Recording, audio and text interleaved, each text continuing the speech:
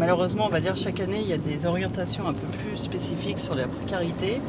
Donc l'année dernière, c'était plus les jeunes. Cette année, c'est plus les femmes de plus de 50 ans toutes seules. Parce qu'elles se retrouvent en grande difficulté au niveau du logement, parce qu'elles ne rentrent dans aucun critère on va dire au niveau du logement social, elles sont toutes seules, elles n'ont pas d'enfants. Et alors là, c'est une catastrophe.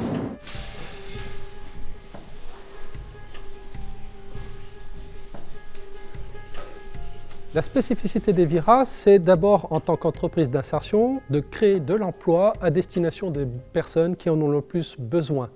Donc de lutter contre une forme d'exclusion, celle de l'exclusion par le travail, et de s'appuyer sur un besoin économique des communautés Emmaüs pour trier leur surplus de textiles.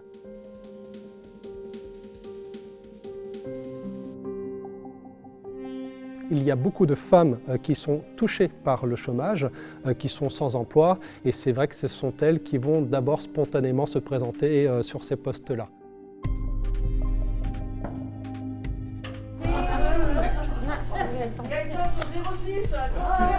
C'est quoi le numéro de téléphone Ce que je voulais mettre en avant, c'est justement le fait qu'on a eu notre premier cas Covid. Je l'ai présenté avec un peu de légèreté parce que la personne va bien, heureusement. On a dû gérer plutôt tout ce qui était angoisse, anxiété liée à la maladie. Il y a des formations qui se sont arrêtées.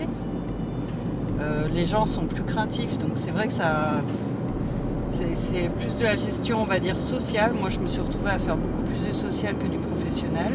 Le Covid a eu un impact très fort sur le mode relationnel pendant le confinement. Et j'ai en tête quelque chose de particulier, par exemple, c'est une personne qui, au mois de mars, n'osait pas sortir de chez elle parce qu'elle ne savait pas qu'elle pouvait peut-être tout simplement recopier l'attestation sur un papier libre.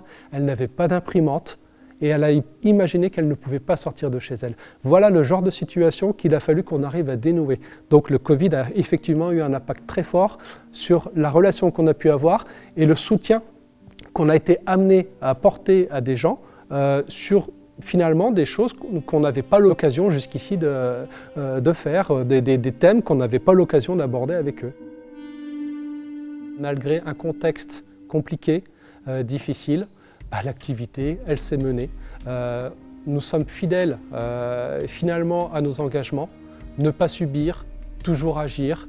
Et donc, même les portes fermées, il se passe toujours quelque chose à l'intérieur de nos groupes Emmaüs. Et finalement, on va pouvoir traverser les vagues de cette façon-là, en restant acteurs d'une solidarité qui nous permet d'affronter finalement les plus graves crises qu'on n'aurait pas pu imaginer.